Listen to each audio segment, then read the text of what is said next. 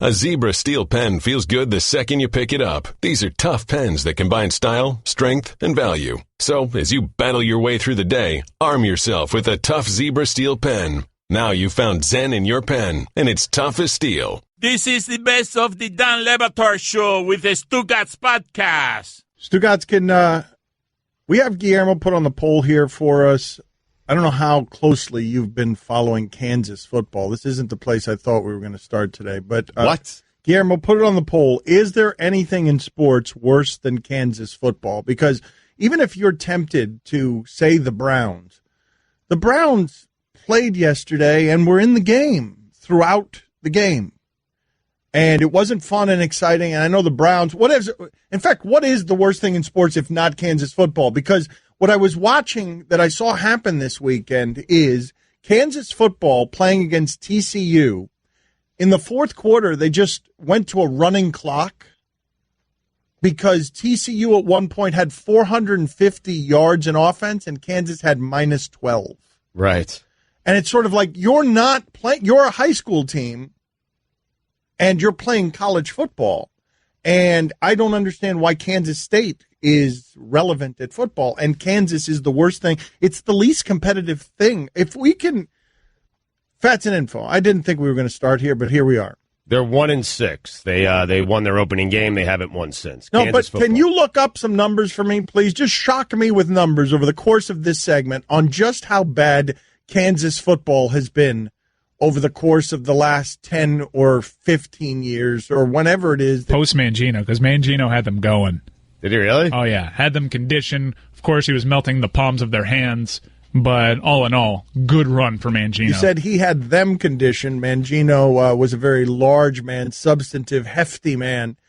And one of the things that got him fired was he was running his players so much on AstroTurf, making them crawl around that they had all sorts of, awful splints, not splinters, but just blisters. Sliced up skin. Yeah. I mean, they were 50. Blisters is the word I was looking for. They were 50-48 under Mangino. I guess that qualifies as he had them going. I know they had the 12-1, went to the Orange Bowl, but that's it. Every other year. You got Talib to go there. Yeah. Okay. Build that man a statue. Yes, Talib. What would you guys nominate, though? If I say the worst thing in sports is Kansas football, you have to pick the least competitive thing in sports. And it can't be like these nowhere programs that are just taking $900,000 to make an appearance at your stadium. I'm talking about Kansas is a legitimate program in basketball.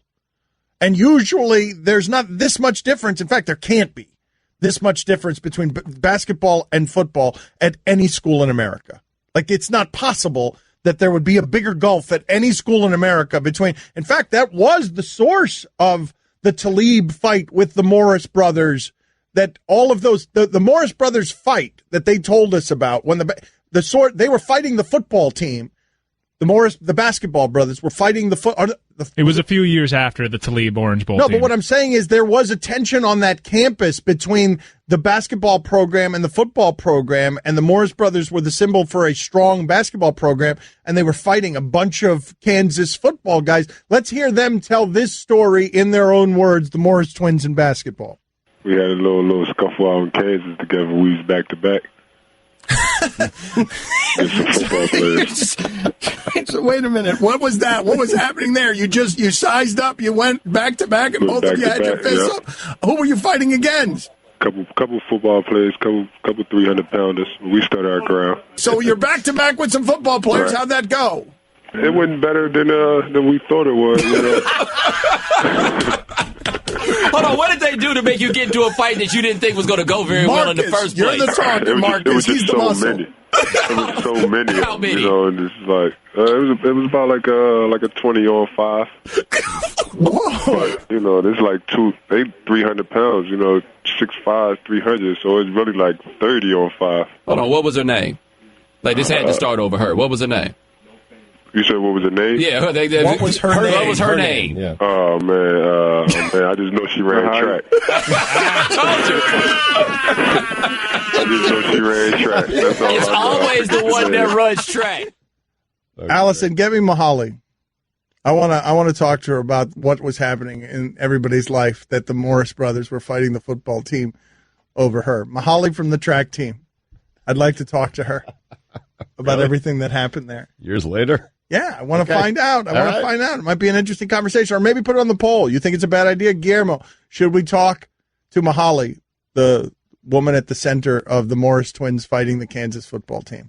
Yes or no? I have multiple texts here saying that Kansas football has not won a road game since 2009. Stugotz, I'm telling you that what I saw. 2009. No, but statistically, it felt like you and I, 11 you and me's, were playing against TCU. It's like, how did they go from Talib to this? Where it's just a nowhere tumbleweed program that has no chance. It is the most incompetent thing I've seen in major sports. And so I'm wondering what kind of numbers we have that would support that. And having won a road game since 2009 would be helpful, but I'm not even talking about that. I don't think that they've come close to doing anything recently. Who's the one win on the schedule? I can't believe we're starting with Kansas college football. Well, weird. 7 minutes already. How about Kansas not we? Football. You started here. I know. They beat a team called SEMO, Southeast Missouri, I'm guessing. I'll tell you in a second. No, it's just Southeast Missouri State. SEMO. The Red Hawks. All right. Yeah. SEMO. They beat them up, did they? They beat them 38 to 16. I forgot Charlie Weiss was a Kansas head coach. Yeah. Is Notre Dame still paying Charlie Weiss? I think so, yeah. I think that last year was the last year that they had to pay him. But Kansas might be paying Charlie Weiss still. Can someone... the head coach is there. Big. I mean, yes, comfort food. If you're being outscored, I saw their coach this week, and I didn't know who it was. He's skinny for now. But keep having a running clock in the fourth quarter because your team is being out offense 400-something to -12. You see if he doesn't end up near a chocolate fountain at Golden Corral soon to soothe himself. There was a time where Charlie Weiss was, I'm assuming he collected all this, but $24.5 million from Notre Dame and Kansas, two teams he wasn't coaching. Man, how great is that right there? How great is that for like the stuff that drips off of the George Foreman grill that is the Patriots? The $24 million is in that little receptacle of the George Foreman grill, and it's Charlie Weiss is swimming in it. You pull that little tray out. Yeah, you pull the tray out of the George Foreman grill, and it's just all Charlie Weiss's money. It's like, here's how you make money just standing next to Belichick and Brady. That's amazing amount of making chicken salad out of chicken bleep. Yes. I got scared there too, Mike. I thought I was going to say the wrong thing. You were going to have to dump. After the whole blister splinter thing, I had very little faith. Yeah. Now, I think it's over. As of last year, December 2016, Charlie Weiss had collected $24.6 million to not coach college football. But how great is that? How great is that? That's basically just someone who decided to wander away from Tom Brady, and to great shame and failure, but also $24 million. And he came in. You remember how mad Stan Van Gundy got because Charlie Weiss came into college football? I've got a significant schematic advantage. Yep. Yeah. Your schematic advantage is that you stood next to Tom Brady and you got $24 million in everything you did next, even though none of it worked. ESPN Radio is presented by Progressive Insurance. Kansas football, strange start. The entire segment. The entire segment. Well, look, man. Look, if this is the thing. I'm watching college football and pro football. I'm like, I don't know anything. I don't know if anyone's any good out here. There are 4 college football teams that look good. I don't think there are any pro teams that look good. But I know one that's bad. I know one thing. I know one that's bad. So you wanted to lead the show? I know one thing. 44 straight losses on the road. There's only one thing I know about football being played in the modern age, and it is that Kansas is bad. I don't know anything with the same authority and absolutism that I know that. Dan Le Batard. White people mad? Try to get me fired. Go ahead. Get petitions together. Stugotz. Come on, white people. Oppressed white people. Rise up. Form a union. Gather around. You can be united on something. It's mad at me. This is the Dan Le Batard Show with the Stugotz on ESPN Radio. Guillermo, how's the useless sound looking? Is it ready to go yet? Okay, very good. We'll get to it later.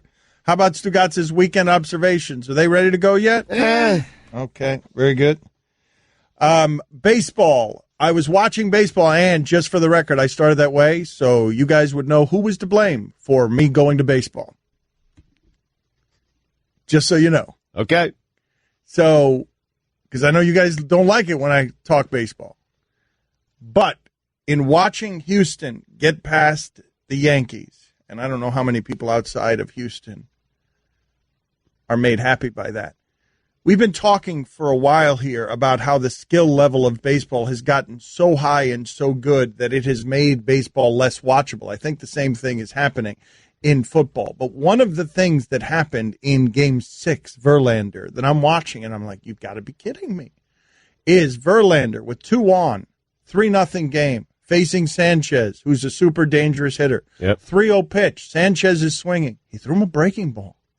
And I'm like, you got to be kidding me. Justin Verlander's throwing 3-0 breaking balls. And so Sanchez rolls it over to shortstop. But I'm watching that. He's going to load the bases if he doesn't throw a strike here. And he's throwing him a 3-0 breaking ball. He did the same thing to Hicks later in the game where it's a 3-2 breaking ball. And you're like, if Justin Verlander doesn't have to go back to get the fastball, if he can do that, like what chance do hitters really and actually have? And so the Yankee season Yankees were very good at offense, but what chance do you have if that guy's going to actually throw 3-2 breaking balls and, more to the point, 3-0 breaking balls? Not much of a chance. I actually heard Buster Olney on Mike and Mike this morning talk about how he had to reinvent himself. He thought his career was done, and he had to reinvent himself, and he learned how to throw off-speed stuff, breaking balls, and then somehow through a trainer, different methods of training, he got his velocity back to 95, 96, 97 with the fastball, and he said he's a better pitcher now because he has all the pitches. Well, this is what Girardi said after that game. He's like, man, I looked up at the scoreboard at one point, he'd thrown 50 pitches, and 10 of them were balls. And so the skill level has gotten so high, and so this is what I wanted to ask you as it relates to football, because you've heard me complaining, and I promise you I'm going to do less of that, but you've heard me complaining about the aesthetic that results in Chicago yesterday throwing 7 passes and winning in a blowout. Yep. They threw 7 passes yesterday. I know. And won by 2 touchdowns because they got 2 defensive touchdowns. But what I wanted to ask you, because I believe that the skill level has gotten so high that the field's too small, that you can't play on the same field with bigger, stronger, faster. And to that point, what do you make of this? And I'm just asking you this question. I'm not going to be strident about it. What do you make about this? If you're making all the rules different for your quarterback because of how unsafe everything around your quarterback is, the quarterback is playing a different game than everyone else who is on that field. Why can't we keep them healthy? Like, are you worried at all about the Carson Palmers and the Jay Cutlers and the Aaron Rodgers and that we're halfway through the season now. Right.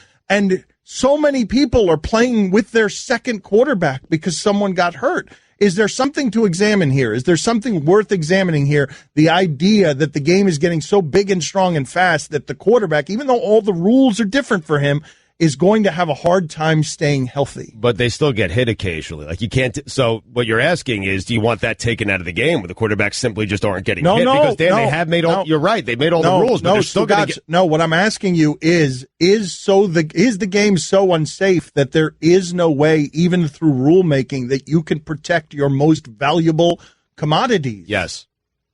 I mean, I don't know how you do it unless you don't allow players to tackle the quarterback. No, but I guess what I'm asking you is it a reason for concern? Like, should the league be worried that is it just a couple of injuries? Or is it? Well, I think it's heightened by the fact that the game's best quarterback is now out for probably the season, although they're saying he can come back and play in 6 weeks, maybe 6 or 7 weeks. But I think it's heightened by that, is it not? Because some of the quarterbacks that I've got, we're talking about Jay Cutler guys. Sure, and we're talking about Carson Palmer, guys who have a lot of miles on them. But you're talking about Ben Roethlisberger wants to retire, has been talking the offseason because his body hurts so much, and he's one of the big guys. I guess what I'm asking you is... But he's also a guy who never gets hurt, or seemingly never gets hurt. Well, he plays always banged up, though, and is thinking about retiring because of how much it hurts. Right. Derek Carr's been hurt a couple of times here. But I'm asking you the question, like, do you guys think, or at what point, where do I have to put it where it gets your attention, I guess is what I would ask you. Well, how many injuries do I have to make it where people will be like, yeah, you know what, this might be a thing that's not sustainable at that position because more and more guys are getting hurt? Well, where else could you put it other than Aaron Rodgers? I mean, if you lost Rodgers and Brady, like, together, they're out for the season, that would be, maybe that would get people's attention? I think maybe, right? But when Mariota's getting hurt, and you've got to play with Matt Castle. The reason all these backup quarterbacks, the reason the Colin Kaepernick situation keeps rearing its head is because these quarterbacks keep getting hurt and opening up positions. And the Dolphins are now on their third quarterback. And so I'm actually interested in exploring the idea of what's the tipping point for you guys on when it'll get your attention and you'll be like, oh yeah, maybe this is not reasonable to sustain at the quarterback position health because we're changing all the rules about the violence around the quarterbacks and they're still getting hurt. Right. But maybe defensive players are getting hurt at a higher rate. They're like, hey, how about me? No, everybody's getting hurt. No, I'm not talking about changing the rules any more than you've already changed them. I'm wondering out loud about the idea and wondering whether any of you are willing to entertain the idea that it's not sustainable to be playing that position, that we're headed down a path possibly where Tom Brady's going to be the exception by being able to stay healthy mostly, except for 1 year. But the moment he got hurt, they also changed the rules. Right. Like the moment Tom Brady got hurt is when the rules changed on, we're not going at the knees or under the knees anymore on a quarterback. So much so that Alex Smith is getting up the other day on what used to be the most normal hit in the world, someone hitting him from behind, and he's pointing at the guy and yelling at him because he's telling him that's not allowed anymore. I think it's just, Dan, I don't think there's anything you do to change it. I think fans are cognizant of it. It's just there are certain quarterbacks who are going to get, it's just going to happen. Like a couple of guys are going to get hurt, and that's the deal. Like for the most part, Matt Ryan's been healthy his entire career. Ben Roethlisberger's been healthy his entire career. Drew Brees has been healthy his entire career. Eli Manning's been healthy his entire career. Peyton Manning, until the very end, was healthy his entire career. Mm-hmm. Brady's been healthy his entire career with the exception of 1 year. I think you're confusing healthy for playing all the time. I've seen Ben Roethlisberger get stretchered off a field before and contemplate retirement every offseason because of what that sport is doing to him. But the concern is not whether if he plays nicked up. The concern is if Ben Roethlisberger, Aaron Rodgers, those guys are going out for the year. Is your answer no? Because I'm not actually. I think you're misunderstanding my question. I'm not asking what needs to be changed. I'm asking you if your answer is no. To the question of, hey, has this gotten your attention yet? Your answer is no. No. Okay, and so I'm wondering what I have to make it before your answer is not no, because it's becoming more and more obvious to me. I think it's Brady and Rodgers at the same time. Okay, that's enough. So okay, so just next week you might be willing to come around on this. If Brady gets hurt. Okay, very good. Yeah, which I'm hoping for. But. Say hello to my little friend. Guillermo, put this on the poll as well, please. Did you learn yesterday that Brett Hundley is black? Put that on the poll. No, I knew that. No, I knew that, but I saw some people on my timeline were saying, no, I know where he went to school and everything, but I saw some people on my timeline who went into that game thinking the name Brett Hundley was not a black name. They expected to see a white quarterback. I'm sure. I learned that he stinks. Okay, very good. He's not good. I mean, Bill Cowher last weekend said he reminds him of Aaron Rodgers. Bill Cowher. Really? That looked like Aaron Rodgers? That's what a team looks like when Aaron Rodgers is not playing quarterback. Yes, Aaron Rodgers has kept all of those bums employed, front office and beyond. Don Le Batard. Today, during the break, you would have marveled at all of the people, male and female, that he said aren't going to age well. Keep those names to ourselves, Dad. Otherwise attractive people that Stugotz was just totally comfortable saying, she's not going to age well. He's not going to age well. Stugotz. And I'm staring at him, and he's unshaven, and he's wearing flip-flops, and he's wearing a 12-year-old T-shirt. And Stugotz, like, he can feel my judgment. And you know what he says to me? I still got it. I do. I feel like if I were out on the open market, I would be having a field day. This is the Don Le Batard Show with the Stugotz on ESPN Radio. A wisdom of wombat, a tower of giraffes, a gaggle of geese. What else we got? Any other good stuff that we have there? You can feel free to make those something you sprinkle throughout the sports flashes. Here are some more Kansas numbers from this game Saturday before we get to the useless sound montage. A flamboyance of flamingos. Really? Wow. No. That's the most ridiculous one. No, that's not right. A group of flamingo is known as a flamboyance of flamingo? That can't be right. Put it on the poll, Guillermo, at Le Batard Show. Is a group of flamingo known as a flamboyance? I want to be clear here, just so you're aware and everyone on the show is aware. You started with Kansas football, you went to baseball, and now you're back to Kansas football? Yeah, the useless sound, I'm told it's ready, though, so I don't have to keep filibustering with nonsense. Also, how do you spell flamboyance? Really? I think Guillermo's fine with spelling. That's just for you, isn't it? Or you're just looking, you're trying to I'm trying to Google it, yeah, and it's nothing's coming up. PHLEGM. Oh, okay, it's a P. What is it? PHLEGM BOUYANCE. That would be floating phlegm. I just spelled for you. Oh. That's not how you spell flamboyance. I can't believe I fooled you with that. Flamboyance. That's not the plural of flamingos? Flamboyance starts with an F. Flamboyance of flamingos. Anyway, Kansas football.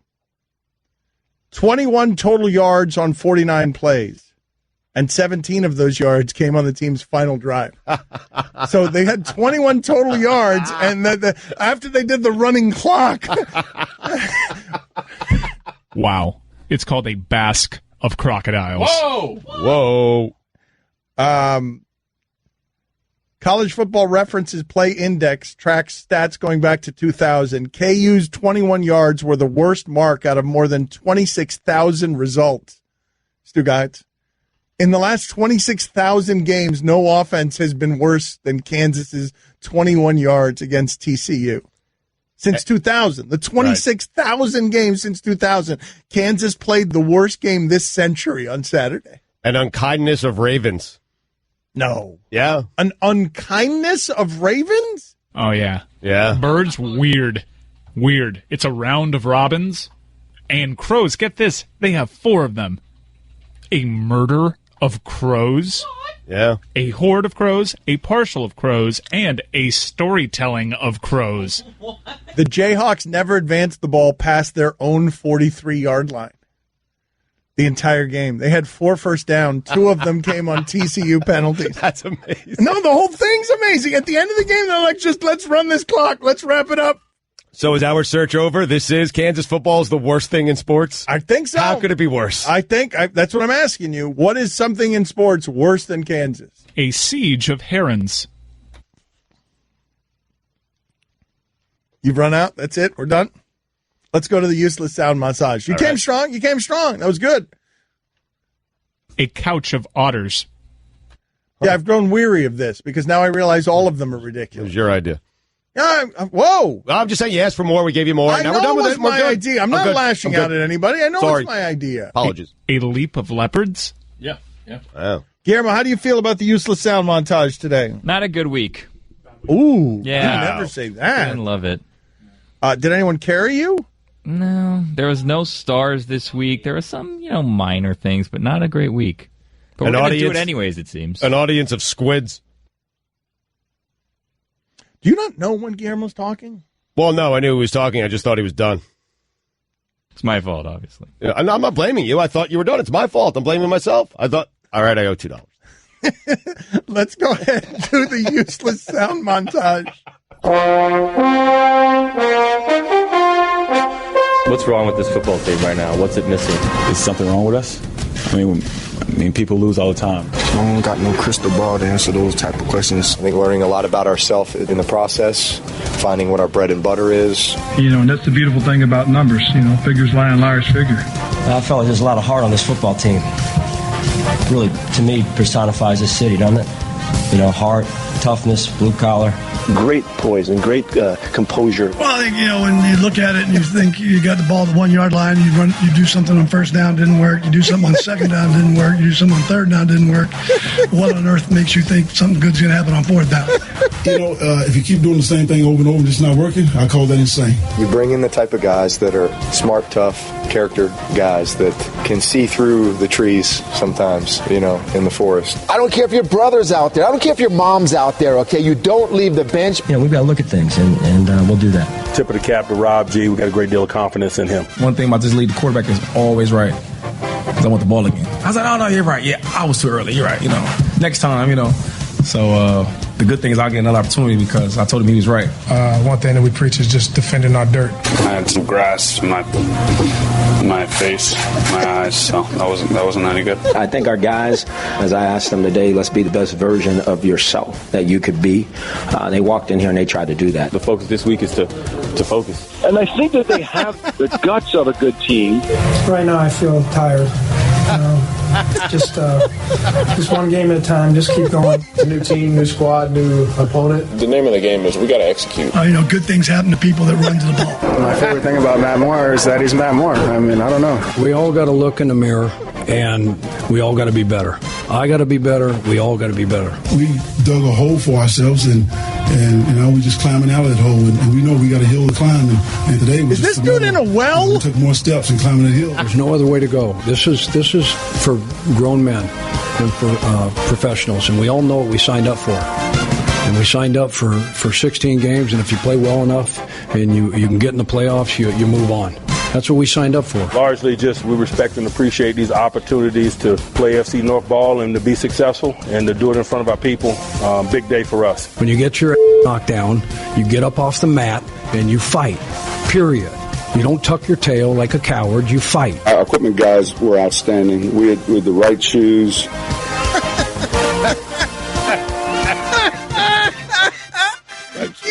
What are you talking about? That wasn't good. Who was defending the dirt? Who was that?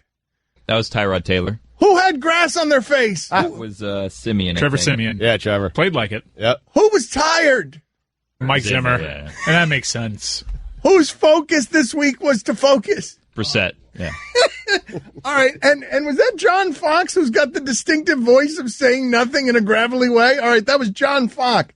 I want to revisit all of this. Mike, can you get me? I want to pair off these sounds for the next segment. I want to have Trevor Simeon battle Mike Zimmer. Mike Zimmer saying he's tired versus Trevor Simeon just sort of explaining, yeah, there was grass in my face. A smack of jellyfish. A Pittsburgh of penguins. No, it's not a Pittsburgh of penguins. Is it a Pittsburgh of penguins? You fell for that? Well, but at this point... No, but at this point, they're all so ridiculous. A flamboyance of flamingos is no more ridiculous than a Pittsburgh of penguins. It's a Pittsburgh of pirates. Duh. Hold that thought. Let's sell some ads. You fell for the way I spelled flamboyance? What do you mean that wasn't the way? Cash more of the Dan Le Batard Show with the Stugotz, 10 to 1 Eastern on ESPN Radio and ESPNU. Zebra steel pens are forged from grit. Like crafted swords from ages past, a Zebra steel pen feels good the second you pick it up. As you battle your way through the day, sitting at a desk or playing in the dirt, arm yourself with a tough Zebra steel pen. It's as reliable as a sunrise, because after all, a day without sunshine is like night. Pick up your Zebra steel pens at Amazon and other fine retailers. Now you've found Zen in your pen, and it's tough as steel. Dan Le Batard. Did you love The Joker's Wild? 61% of the audience said no. Oh, you damn young people, soaring with so much ignorance. Stugotz. You don't even know what we're talking about. The Joker's Wild is the truth, man.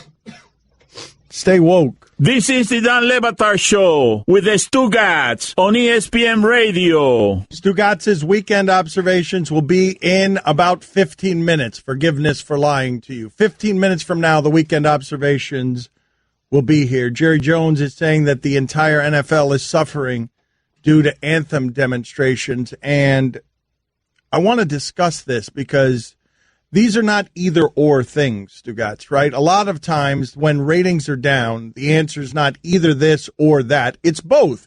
And so Jerry Jones is saying it's anthem protests, and I'd argue, it's that Trubisky game yesterday. Right.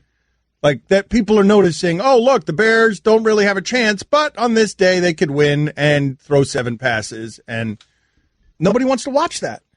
Even if you have Cam Newton, former MVP of your league, you don't want to watch him play a 9-6 game. I agree. I would say it's probably closer to a mixture of both. I'm not going to dismiss what Jerry Jones is saying. I'm not dismissing it either. Right. I'm bothered that he would choose that and make it that and not, our league kind of stinks.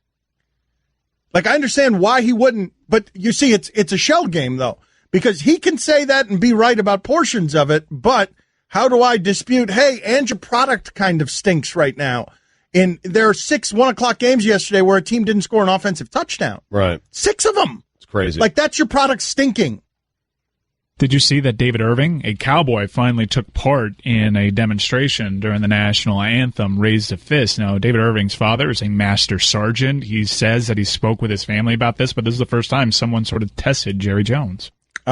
Yeah, but he's saying that it's the anthem demonstrations. And, Jerry, it's not just the anthem demonstrations because, Stugotz, do you think there are any people out there, and this part is always confusing to me, do you think there are a lot of people out there who are not watching football because they're so mad that Colin Kaepernick doesn't have a job?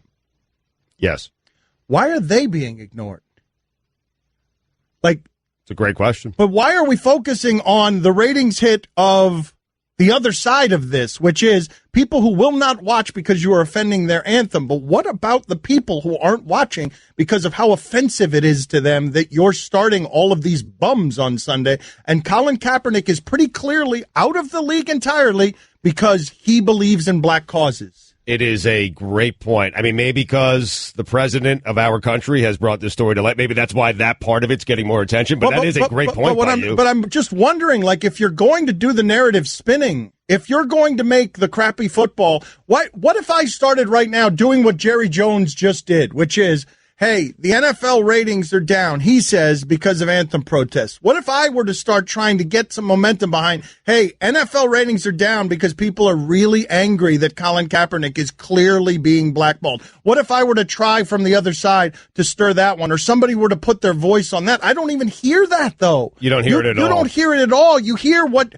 I think Jerry Jones thinks that this is true, and he believes that it's just because of the anthem demonstrations, and I'd be here to tell him, hey, maybe that's part of it, but also part of it is Trubisky threw 7 passes yesterday. Nobody wants to watch that. Sure, but I think he'd come back and say, hey, every weekend in the NFL, there's going to be a handful of bad games. There's also going to be some exciting games. Yes, but Stugotz, 6 games yesterday among the 1:00 games without an offensive touchdown. That's pretty bad. 6 teams. That's pretty bad. But I think football fans will sit through that regardless. So I think, Dan, what you're saying is exactly right. I think there are people sitting out because they're frustrated by Colin Kaepernick. I don't know the numbers. I don't know if there's data behind it, but I'm certain it's happening. But the reason I keep bringing this up on Monday at the risk of beating a dead horse, the reason I keep bringing it up is specifically because it's the first time I've felt it happening inside of me, where I'm checking out on the 4:00 games because the 1:00 games were so bothersome to me. Right. That what I'm watching was not in any way entertaining until the witching hour,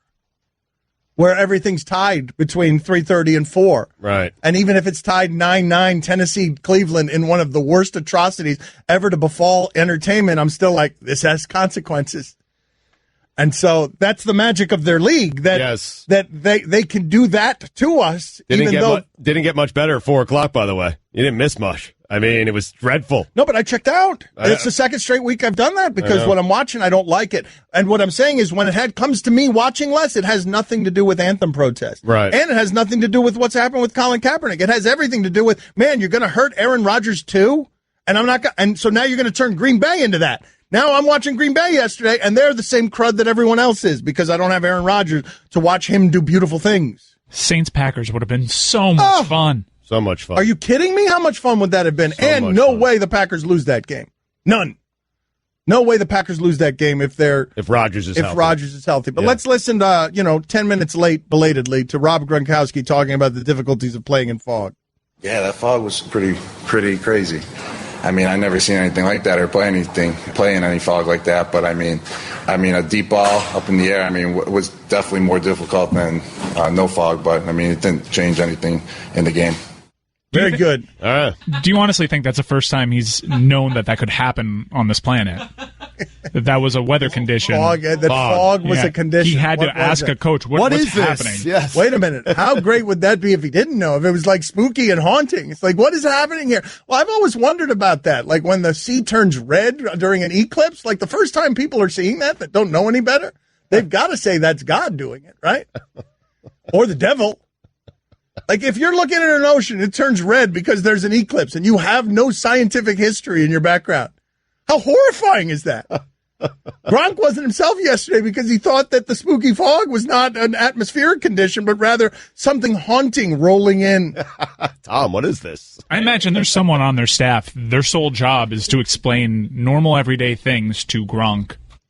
That's great. Like Gronk is all spooked on the sideline. What's this mysterious mist that's blowing in? Is it poisonous? No, Gronk.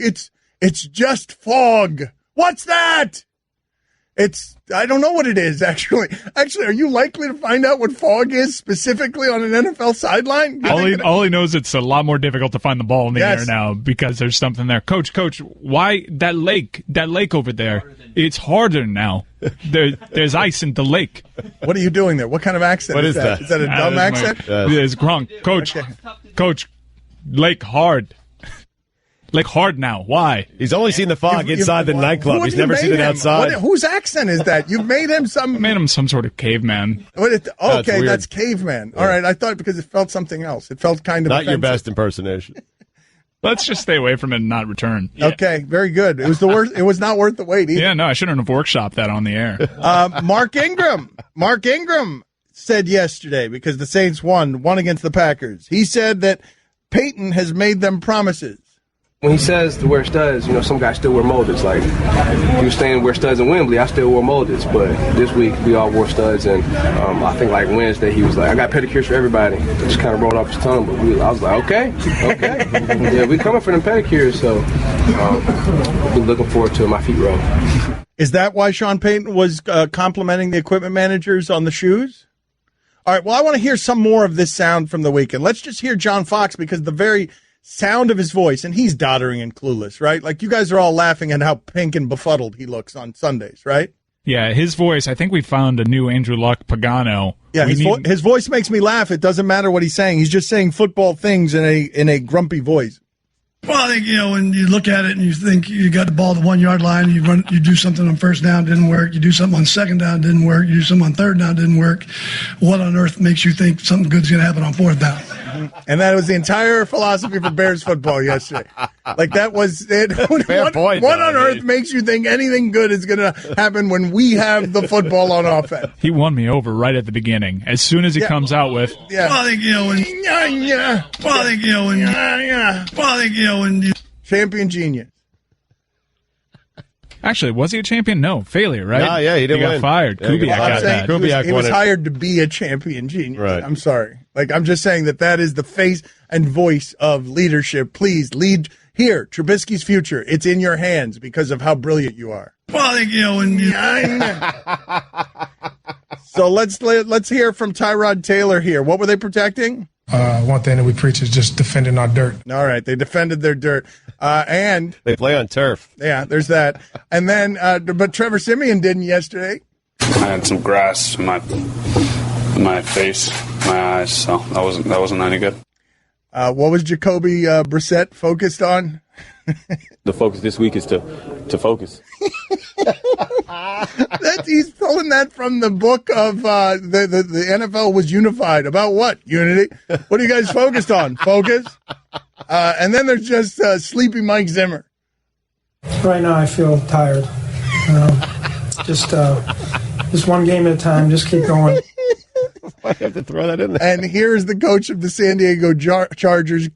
Los Angeles Chargers, clearly being interviewed from a well. We may need to institute a fine on this because it's bad every time. He pulled it back, though. I pulled it back before anyone said anything. I called it Los Angeles Chargers. And the important part of this is their coach, and why are we interviewing him clearly from the bottom of a well? We dug a hole for ourselves, and we just climbing out of that hole, and we know we got a hill to climb, and today was just another, we took more steps in climbing that hill. He sounds very far away. It's haunting. Somebody help him. He sounds like the voice that rolls in with that haunting fog. We dug a hole for ourselves, and we just climbing out of that hole, and we know we got a hill to climb, and today was just another, we took more steps in climbing that hill. Don Le Batard. One of my favorite scenes in the history of The Simpsons is when they go to an island of cannibals, and what the cannibals are chanting is Mositatupu. Stugotz. Antetokounmpo, Antetokounmpo, Antetokounmpo, Antetokounmpo, Antetokounmpo, Antetokounmpo, Antetokounmpo, Antetokounmpo. Eat their face.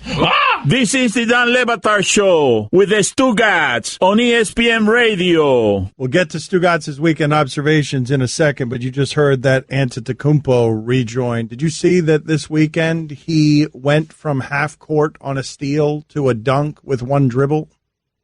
I did see that, yes. One dribble. Yes. One dribble, half court to a dunk or a layup, one dribble from midcourt. He also said he's just getting started. I mean, he is. It feels like a threat. It does feel like a threat or the God's honest truth. How many steps did he do in that one dribble from half? Because I imagine he can get off a clean look in 3 steps from half court. Yes. I'm not even kidding. No, he can. He can. Let's go ahead and do Stugotz's weekend observations. It is time for Stugotz to share his game notes. No one in the media will tell you what happened better than my boy Stu. Dan, the Penn State Nittany. Let's try it again. Dan, the Penn State Nittany Lions are back. Wisconsin, don't you dare ruin my Final Four. Dodgers, Astros, World Series, collision course. Mark Richt, join Andy Reid and every Jets coach who's ever lived in taking a course in clock management. Syracuse quarterback Eric Dungy, respect. It would take me a month to get out of bed if I were Eric Dungy. D. Wade, D. Rose, D. League, collision course. Something just looks and feels right when USC plays Notre Dame. Quite simply, the greatest thing going in sports is the turnover chain. A close second, the Steelers hide-and-seek celebration. You like that? Oh, it was so good. You didn't like that? I didn't like that. No. Well, how could you not like that? I thought it was just. I thought you of all people would love that. I didn't think it was. Well, never mind. It doesn't matter. What do you mean, never mind? I want to hear your thoughts on it. No, it's just I thought that with all of these celebrations. You know what? I was right. Never mind. This is my segment. A close second, the Steelers hide-and-seek celebration. If anyone's interested in who's next, it's Ben Simmons. Best bargain in sports, Aaron Judge and Gary Sanchez costing the Yankees just over $1 million. Are the Miami Hurricanes good? Justin Verlander, Horse, Notre Dame, welcome to the conversation. You know what you do when you're the reason your offense stinks and Aqib Talib is your teammate? Trevor Siemian, you sleep with one eye open. The things Von Miller must be saying behind Trevor Siemian's back. The things Aqib Talib must be thinking about doing to Trevor Siemian. I can't believe we are basing the parenting skills of LeVar Ball on whether or not his son plays well in a basketball game. Charlie Strong, 6-0. Tom Herman, 3-4. Over their first 33 games at Michigan, Jim Harbaugh, 25-8. Brady Hoke, 25-8. Jim Harbaugh, the khakis and glasses have officially jumped the shark. You know what the W in Wimbush stands for? Winner. Sam Darnold, more like Sam Questionable Arnold. Jimbo Fisher, who teaches his kids how to deal with adversity, is 2-4 and challenging fans to fights. If Jimbo can turn this thing around, it'll be the second most impressive rally he's had this season behind his hairline. Yeah, I knew that was coming. Jimbo Fisher, LSU, collision course. I telegraphed that one? Well, no. I mean, how many other Jimbo Fisher jokes are available other than the cul-de-sac that he used to have as a hair? That's it. The Tennessee cornerback who didn't score the touchdown, yet still felt the need to hold up not one, but 2 middle fingers to the Alabama Crab. Down 28-7, the Stugotz is strong in you. Phoenix Suns are bad. Yeah. Yeah. That's all I have on them. Okay. Can Jay Cutler... That's quite enough, by the way. The Phoenix Suns are bad. Yeah. Can Jay Cutler smoke cigarettes with 2 broken ribs? Markelle Fultz, bust. Dan, the Clippers are better without Chris Paul. CP3, more like CP bum knee. Jake Arrieta, had no idea you were that good looking. I'm tired of trusting the process. Carson Palmer, tough break. Question, how does a one-loss team that's on a bye surpass an undefeated team that just beat the team that beat the one-loss team? Answer, coach's poll. Can't wait for Oklahoma City to turn on Carmelo Anthony. Better yet, can't wait for Russell Westbrook to turn on Carmelo Anthony. It might be too early, but if the playoffs started today, the Warriors would be out. Steve Kerr, overrated. Earl, lost a Watson. Todd Gurley, bounce back. The Dolphins are 2-0 since it was revealed that their former offensive line coach was using a stripper as a platter for cocaine use. How about a model? All right, a model. White powdery substance. I didn't hear him. White powdery substance. Bears win their second straight, and Tariq Cohen had a 70-yard catch. L'Chaim. Cowboys starting to click. One broken hand, one staph infection, 2 torn abs, 3 torn adductor muscles, 2 herniated discs, 1 tibial fracture. Just a few of the injuries J.J. Watt has had to overcome over the last few years. And none of those injuries hurt J.J. nearly as bad as the bruised ego J.J. Watt suffered sitting at home on Sunday facing the grim reality that he's half the player his brother T.J. is. Zeke Elliott, more like Zeke Belliot. Joe Thomas on the injury Sorry, I got caught up there. Joe Thomas on the injury report. It says you tore your triceps, but in reality, we all know the truth. They broke your soul. Speaking of no souls, Art Briles had a rough day having to watch the entirety of Titans-Browns in hell. Dan, those are the weekend observations. Dan Le Batard. Called common sense reporting, Dan. Connect the dots. Stugotz. I would not describe your sense as common. This is the Dan Le Batard Show with the Stugotz on ESPN Radio. Guillermo's got an epic sound of the day for you in a second. It's not that I was disappointed in the hide-and-seek celebration by the Steelers. It's that when they announced that there were going to be more celebrations, I thought there were going to be a lot of enormously clever and creative ones. And so I've gotten disappointed that there haven't been a lot of creative ones. That's a start. Like, that was a start. It was just funny to see Le'Veon Bell, like, poking around, and they really acted it out. Like, to me, it was really funny. They really poured themselves into the not clever thing. They were trying very hard to sell the not clever thing. My favorite one from this season, though, was the Major League at Bat with Carson Wentz as the umpire. Well, they were doing that for Mike Trout because Mike Trout was in town. That's what I thought we were going to get a lot of those where you have to ask afterward, find out what they were. It was just a couple of guys playing hide and seek. I did enjoy Anderson. Was it Anderson from the Jets yesterday? He scored a touchdown and he ran into the stands and sat in a seat in one of those luxury boxes that they have on the sideline. Yes, I saw. Should have stayed there. Did nothing the rest of the day. Well, Hundley did the same thing. He did a Lambeau leap. Aaron Rodgers doesn't allow the common people to touch him anymore after touchdowns. He scores too many of them. Right? Like, plus, he's always throwing them from long distances. Right. He'd have to run a long ways to get there. No, I'll just do discount double check. I'll sign an endorsement deal, and I will go to the sideline where the common people are not touching me.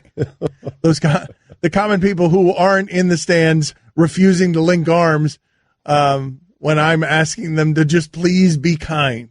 Any chance Rodgers enjoys that performance from Hundley yesterday? Just, hey, look how valuable.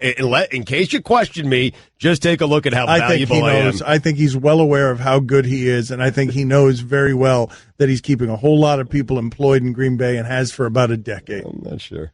You don't think he knows how good he is? I think it's always nice when your replacement comes in and he's not nearly as good, regardless of how good people think you already are. You have Aaron Rodgers being insecure? Yeah. I don't. You never know with insecurity, man. No, but that's the thing we've talked about with Stugotz before, because he himself has his insecurities. Correct. He assumes. But the difference between you and Aaron Rodgers is actually great at something that makes him best in the world. That's a fair point. Very few of us would understand what it feels like to have that particular brand of confidence. Right. He has no reasons. If he is insecure, he has no reasons. I have plenty. Actually, I take that back. He is plenty insecure, but not about his football. play. Not about football. He's not. I don't know if he's plenty insecure. He can be sensitive. And he can be sensitive. But I do always wonder that if Hundley comes in and they win by a lot and he has 4 touchdowns and no interceptions, I often wonder if the starting quarterback is sitting there, like he doesn't want that to happen. I would say most would be he is not going to be threatened for his position. I wouldn't think so. Guillermo, how do you feel about your epic sound of the day today? All right, let's go ahead and do it. Time now for Guillermo's epic sound of the day. It is going to be epic. Hey, guys. Hello, Guillermo. We were just talking. Hey, Stu. Hey, what's up, Bill? You guys familiar with Mike Leach? Oh, wow. Well, which one is it? Mike Leach. Because there is a leak. He's a pitcher, I believe. Yeah, it's not 2 him. no-hitters. Yeah. $2. Yeah. For what, though? Not for getting the name wrong, for being bad at the microphone. All right. You guys familiar with Mike Leach is not what the sound is about. It's about Mike Leach. Well, I could have been asking if you knew who he was. He's a pitcher. That's not. It has nothing to do with this. Just want to know if you know him. Right. Mike Leach is a yammering loon, and he's also, I love him. Well, I think you did a good job of setting up this sound. Here he is talking about an encounter he had with Goths. Goths. They didn't have school. It's not like they were skipping school, and who knows? I don't know what they're going to do. Hey, how you guys doing? Great cemetery up here, Yeah. And then they kind of gave me a frowny goth look and just sort of nodded, because if you're, goths aren't in good moods anyway. I mean, everything's about spider webs and skulls and, black hair, black this. Really white faces, though. And so anyway, hopefully I made about 6 new friends, but they didn't speak much.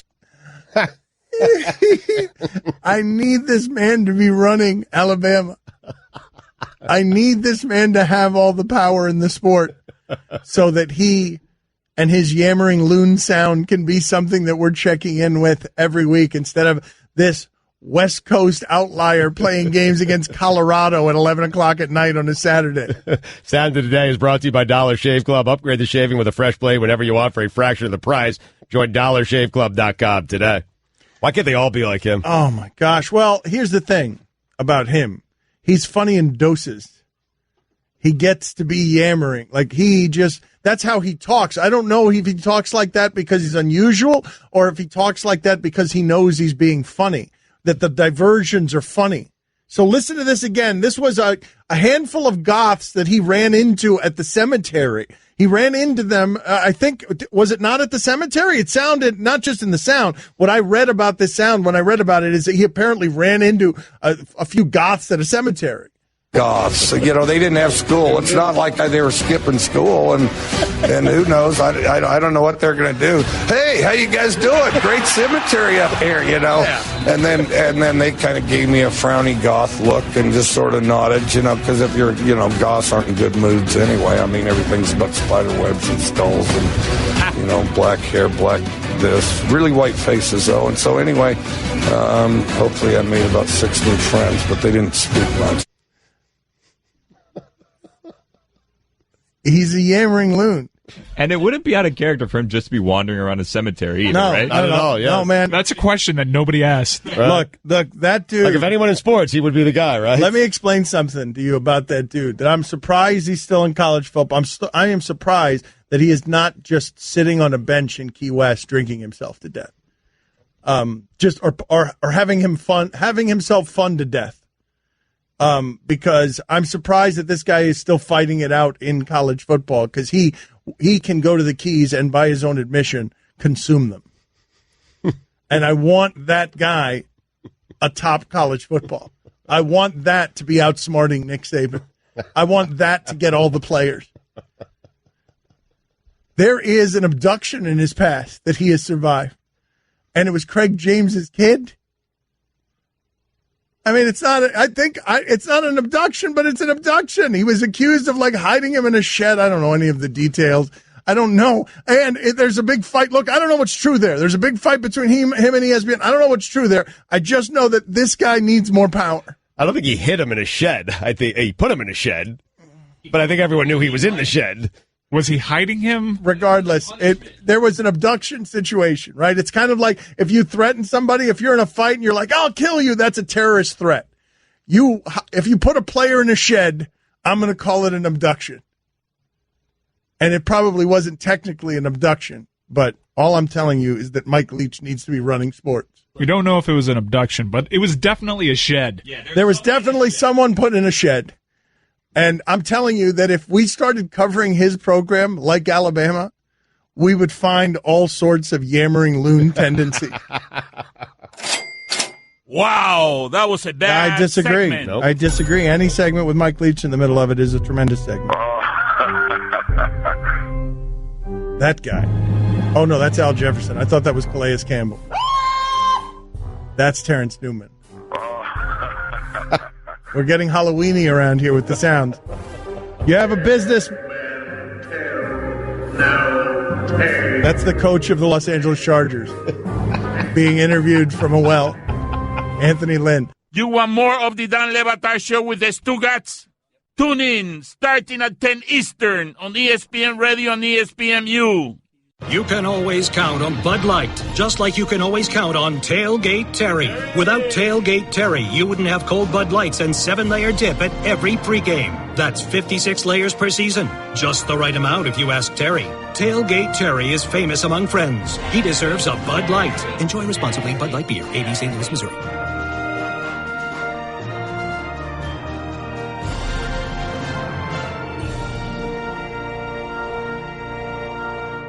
Dan Le Batard. Are you not alarmed by how much Stugotz ate last night? Stugotz. I had no idea. He ate a lot. He was pretty gross when I left. I had no idea that he went on this, grazing. Well, here's the weird thing about Stugotz, too, though. When Stugotz eats here, he never finishes anything. I know because I'm always cleaning it up. It's infuriating. After he's left. He leaves one wing. No, but in case someone wants it, Just eat the wing. I thought Roy always ate the leftover wing. Roy always throws it away.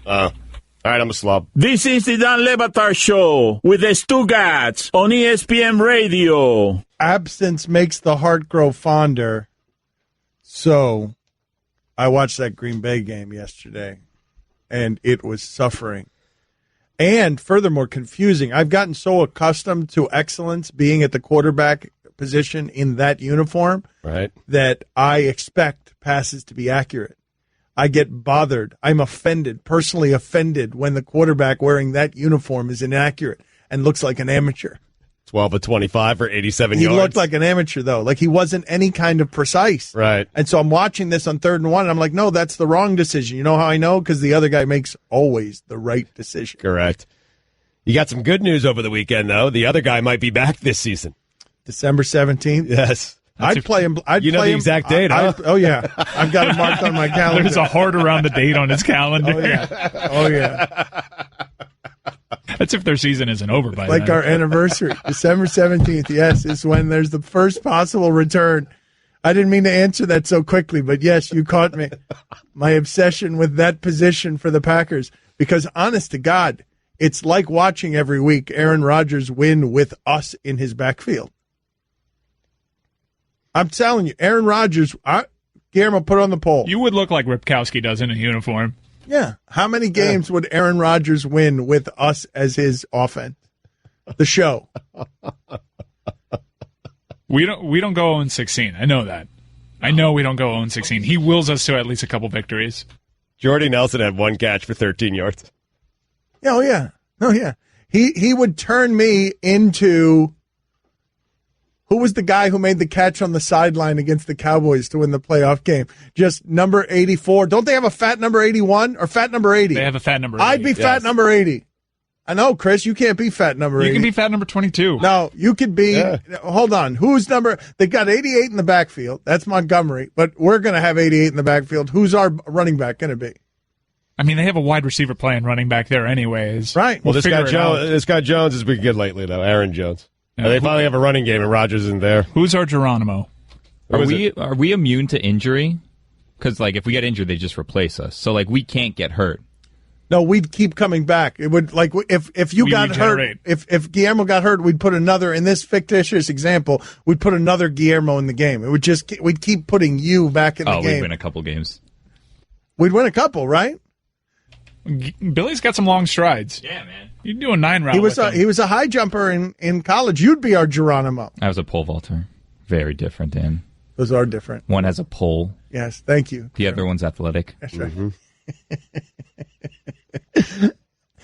All right. I'll let you play with the pole. I'll let you play with the pole. What? You can play the NFL game with a pole. Do you realize that honestly, because we don't know technically what it is that we are watching on Sundays, do you guys realize that we could play an NFL game with weapons and we would lose?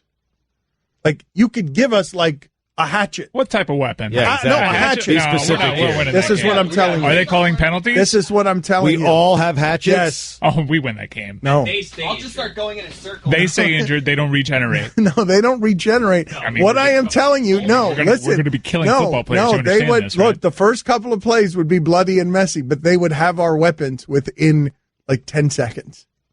They can rip them from our hands? Or just, yes. Yes. That's not fair. Yeah, that's not fair. Right. They should get no access to the weapons. They can't get our weapons. Right, do we choose them? Like yes. So we could put like bear traps and like hidden no mines. No guns. No. All right, let's do this. Hold on a second. Let's think this out for a second. What's the weapon that you would choose? Which among us, or you know what? Let's do it this way. Each of us can only have one kind of a weapon. So you have to choose your own weapon, but it can't be the same as a teammate's. So I'm walking into an NFL stadium with a stick and a chain and a ball at the end that has spikes on it. Oh, the flail. Yeah, I was going to go flail. I want the bow and arrow. Can we only get one medieval weapon? Arrow. Well, I get to take people. I get to take people out from a distance. What a poor choice by you. No, it depends if I get a full. No, it depends if I get a ton of arrows. If I do, I'm taking people out from long distance. This is I was great at archery. This is the least surprising thing. I'm right. He knew where I was going with this. He knew where I was going with this, which is Stugotz, of course, immediately makes himself an expert marksman with a bow and arrow, just slicing down an Indomitian Sioux from a distance like a movie sniper. I'm telling you. How Stugotz is that right there? That he goes immediately to the place that I would be a super heroic bow and arrow guy. Camp Winaki, 13 and under tri-states. I won archery. I'm a good archer. Does he have unlimited arrows? Because I think if he does, he's good. Thank you. No, if you're picking bow and arrow, we agree that this should only be medieval weapons, right? It's only medieval I don't weapons. feel like we've agreed on much of anything other than disagreeing that Stugotz would be as good as he thinks he is. Let's try this again.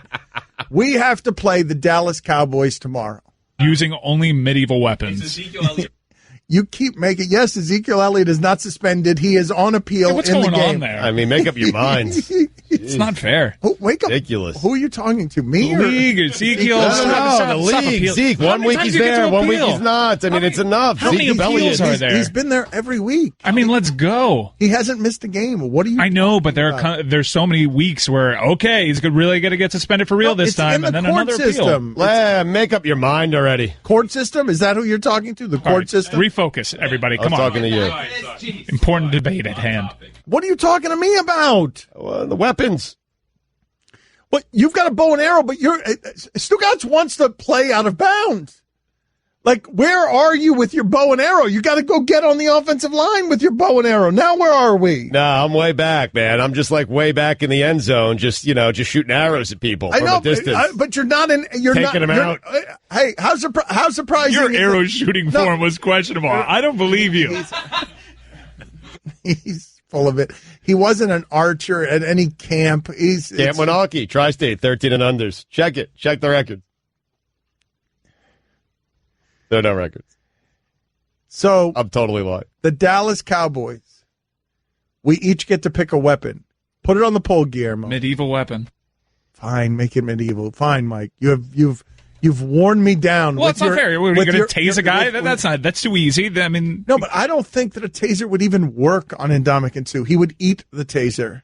He would eat it, take it out of our hands, and dump our running back for a 6-yard loss. A bow and arrow would. A bow and arrow is long distance, man. I'm trying not to get too close to the football players. I'm just trying to take people out. You realize that these guys are wearing uniforms, right? So if you hit them and pinpoint accuracy, I have. Right through the face mask, right in your eye. It's got violent. That's what I'm saying. I mean, these that's are the most effective weapons Aaron Rodgers has been surrounded by the way. All right, so put it on the poll. would you choose the bow and arrow? That's just such a strange choice on a weapon. No, I think flail's the best one. Wait a minute. Chris selected a magic wand? It's not a real weapon. That would be great. Thanks. You're a medieval sorcerer. Well, that's why I'm so mad that Aaron Rodgers is injured, because he had one of those. He was the only one in the league. Actually, he wasn't the magic man. That was before Favre. The real actually there. What are the weapons? Roy, what's the weapon you would select? I'll go with like one of those jousting swords and then like on the horseback. That's good. No, you took mine. So now I took yours. What else is left? I took yours and Roy took yours. Chris, do you know what you're selecting? Can I have a machete in each hand? Why do you get two weapons? I just feel like I can be a more effective blocker if I'm just like... Guillermo, what was the weapon that your pole vault? What did you suggest? What did you select? Well, I was a pole vaulter, but I found this weapon called a swallow that it kind of has like this thing in the middle, and then both edges have blades. You're not going to believe this. That was my third option. I'm down to nothing. What about a cleaver? Nah, I need something with a little more pizzazz. All right, would the show, 11 people on the show, okay? So it's us 7 plus a couple of cameramen with weapons, and how would we do in an NFL game? Because this is my original point is I don't think you realize what you're watching on Sunday and how much stronger these human beings are than we are, than normal human people are. Stronger than an arrow? I mean, that's what I got. But the thing is, you guys are getting too close with your weapons because Dan is right. They will take those weapons, like Chris has 2 machetes. Those weapons will be gone inside of 5 minutes. But what kind of illegal formation is this? That no matter where we are on the field, you're in the corner of the end zone. I don't understand the game you're playing from a distance, keeping you safe as your teammates all get annihilated and killed with their own weapons. And Stugotz is back there just fiddling around with arrows in the corner of the end zone, furthest away from where it is that we want to be, which is the opposite end zone, just shooting arrows all over the place, not helping us score at all. Do the weapons have to be scale? For instance, can I man a catapult or a ballista? You know, the ballista is that thing that's like an oversized bow and arrow that you use to take down dragons? Of course. It'd come in handy against the Patriots. What are we doing with the catapult? We're just going to launch you over the defense? Yeah, that's how we get open. That's how we get our separation. Time to feed the corporate machine. I'm telling you, I feel like we'd look like the Panther offense yesterday. We'd eke out 3 points.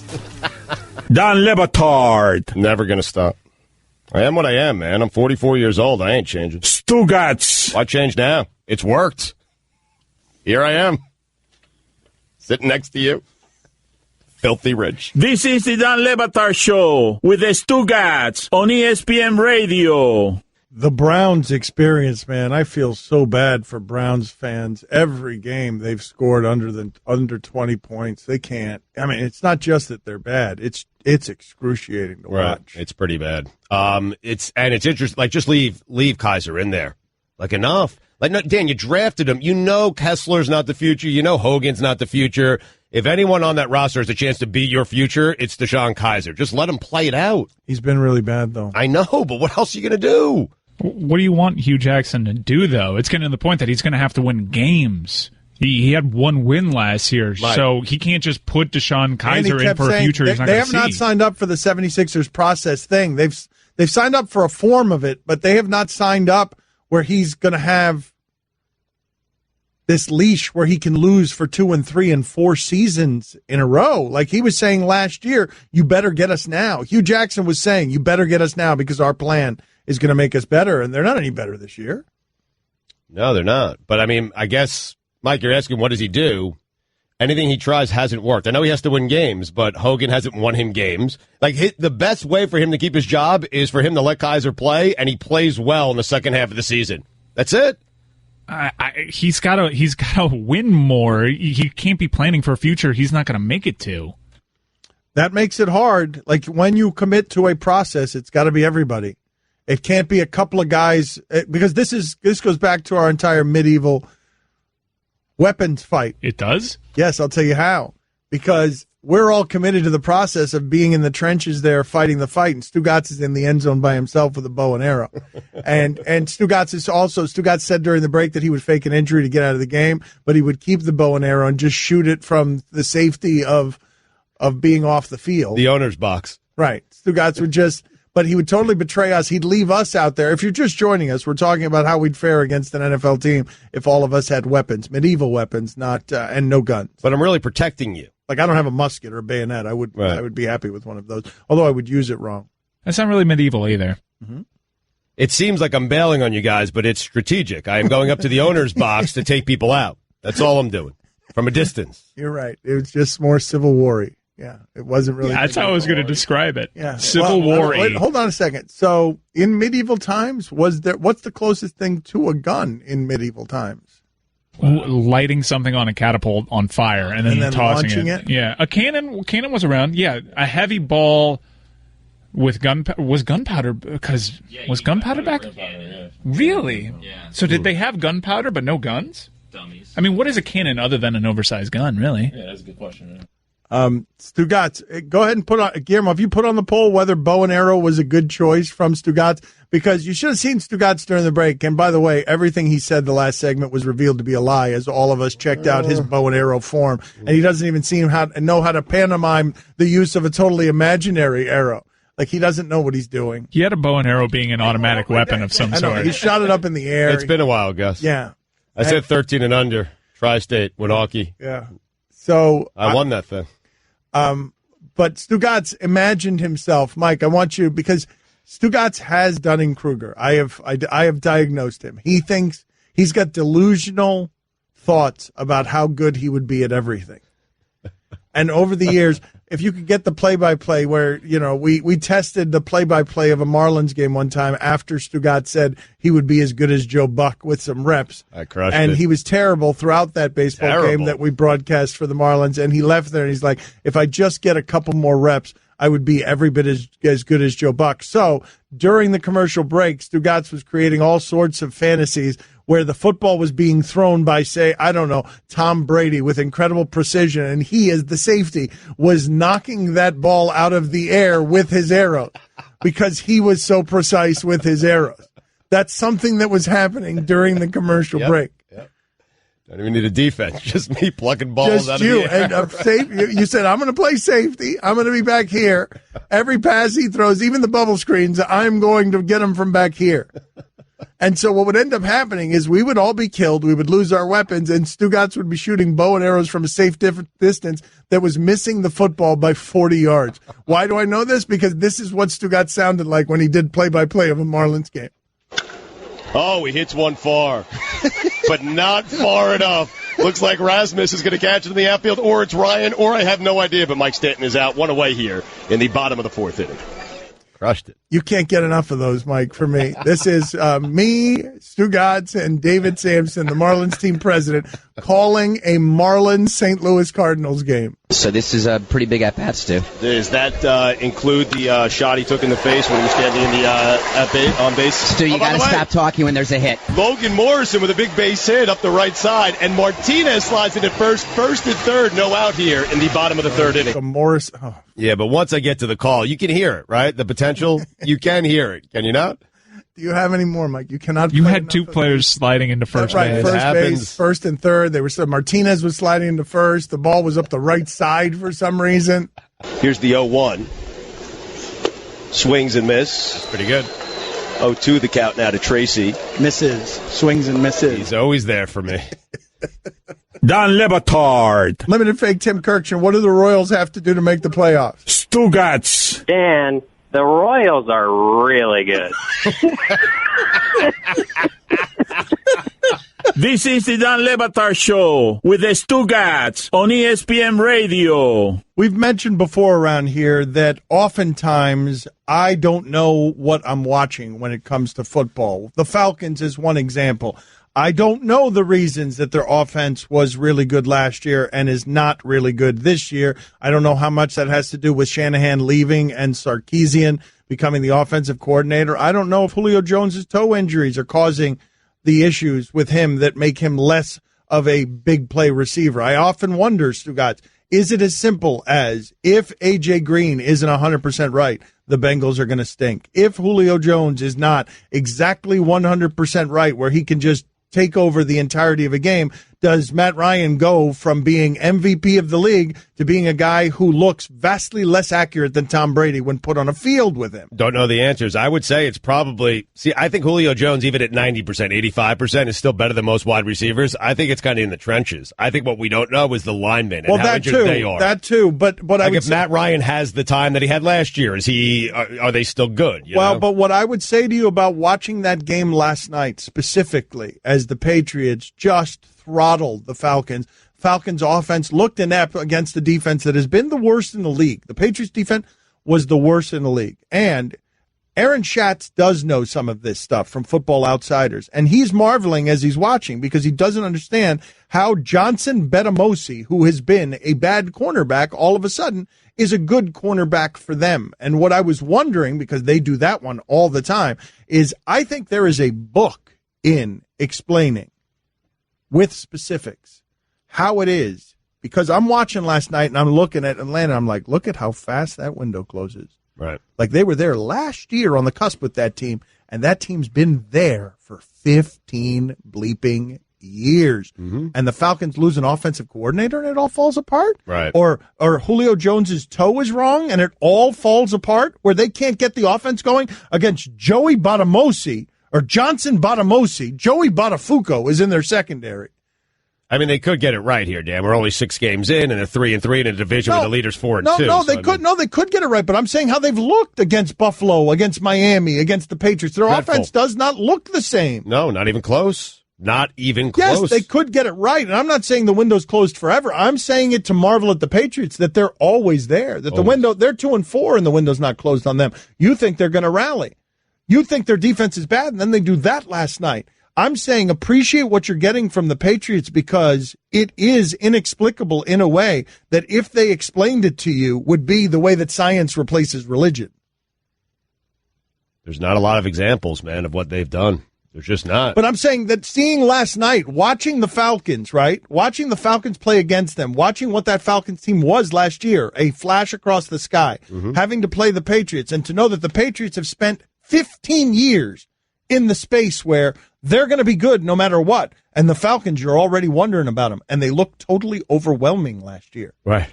And I thought they were going to be good for a while. Well, because they're young and fast. Yeah, of course. They built that team for the stadium they play in. But what I'm saying is use that to appreciate what the Patriots are, because doing that is really hard. And beyond that, because the sport is so violent and because the injuries make guys feel physically less than. With them, it almost doesn't matter who's playing for them. Even when Tom Brady's out, they go 11-5. With Matt Bleeping Castle, they've got some formula there that they're if they select you to be good, you're gonna kind of be good. Most likely, yeah. They even won games while Brady was suspended last year with Jimmy Garoppolo and what I'm saying Brissett. is that secret. If someone could explain that secret to me, not just say it's Belichick, but explain the specifics of how is it that anyone who plays for them, look, man, was this Batamusi guy who Aaron Schatz is telling me has been bad his entire career? They trade a 6-rounder for him to get him from the Lions because they're beat up at defensive back. Aaron Schatz, who knows more about these things than I do, is telling me Batamosi's been bad his entire career, or less than. And he goes out there and you're going to have as one of his assignments Julio Jones? And that's going to work? Right. And the Falcons are going to score 7 points? Crazy. Now you're going to double him, I understand, or you're going to have him on the opposite receiver, maybe not on Julio Jones, but still, that's going to guard Mohamed Sanu, who's coming back from injury. What I'm saying to you is they've got some secrets there that would have a lot of value if someone were able to explain them. And how is it that in America's most popular sport, we can't explain? It's not as simple as Belichick, Brady. There've got to be they're more explanations. It's not as simple, but Brady especially more so than Belichick. But Stugotz, it makes me wonder if they can do it with Batamosi. What's to say they haven't also done it with Brady? What's to say Brady's just been there for 15 years, knows everything, because he's also a low-round pick. Such a great point. They've done it with Garoppolo. Too far. No, Mike, but I often wonder if Brady landed somewhere else if he'd be this. I don't think he would, Mike. No, look, it's degrees, Mike. It's degrees, right? Because, yes, I'm sure Tom Brady would be great in a lot of other places. You sure? But what I'm saying is if if Eli Manning or Phillip Rivers or Cam Newton played for Bill Belichick, what would that look like? If all of a sudden that secret that they have that makes anybody good, that makes a stand-up comedian rush for 4 touchdowns on Sunday Night Football, like if that, whatever their secret is, how many people could I put in that backfield where if LeGarrette Blount is scoring 18 touchdowns and then the league is passing on him and he could be signed for $1 million because the league is telling you it's not that guy that's good. He'll score 18 touchdowns there because a lot of people would. Right. Like, what's their secret? I don't know. And how does it stay a secret? I mean, they're doing it again right now with Chris Hogan. How does it stay a secret? It's America's most popular sport. It's a $1 billion industry. Businessmen all over the world are trying to figure out where the secrets are to exploit value. How is it that they're the only ones who have it? And look, do you know how hard it is to have it? Because the Falcons right now, the Falcons are a team that was in the Super Bowl and looked totally overwhelming, up 28-3. And now that moment is gone. The secret is cheating. That helps. Let's go around the room and let's do funniest thing from the sports weekend before we open up the polls next. Hey, segment. people, tell us what in the sport made you laugh hardest this weekend. It is a segment we call What Made You Laugh This Weekend. Ha, ha, ha! What do you got, Chris? What do you got for us? Funniest thing from the sports weekend. During Sunday's tailgate, a Bills fan jumped on a table that was on fire. That's every Sunday. That's a good one. That's a good one. Yeah, and then he caught on fire. He caught fire That's as a new well. twist on an old classic. Yeah. He also caught fire. A good one. It's going to be hard to top. Guillermo, what would be your nominee? Lee Corso crowd surfing at Penn State. I love him. Yes, that's a good one, too. Best. Lee Corso, he's 82 now, crowd surfing. That's strong. Strong. Roy, what do you like? Cam Newton's post-game outfit. Oh, I wanted that one. That's a good one. He's got to. He has to bring a winning outfit and a losing outfit. He has to. You can't have one outfit and then play like that. And Chicago throws 7 passes and beats you with 2 defensive touchdowns. You can't be dressed like that at the post-game press conference. Mike, what is your nominee? Andy Dalton threw the ball away on a 4th down. As time expired. To end the game. Yeah. Game was over. Threw a ball away. He's just used to it. He's just used to it. Stugotz, what is your nominee? Jack Nicholson's belly poking out of his shirt while eating at a Laker game. Go ahead and Google search Jack Nicholson hoagie shirtless boat. Go ahead and Google search that. I'm going to go ahead and go Kansas football was the funniest thing from the sports weekend because Roy stole my Cam Newton outfit. You can listen to the Dan Le Batard Show with the Stugotz 10 to 1 Eastern on ESPN Radio, and you can watch on ESPNU.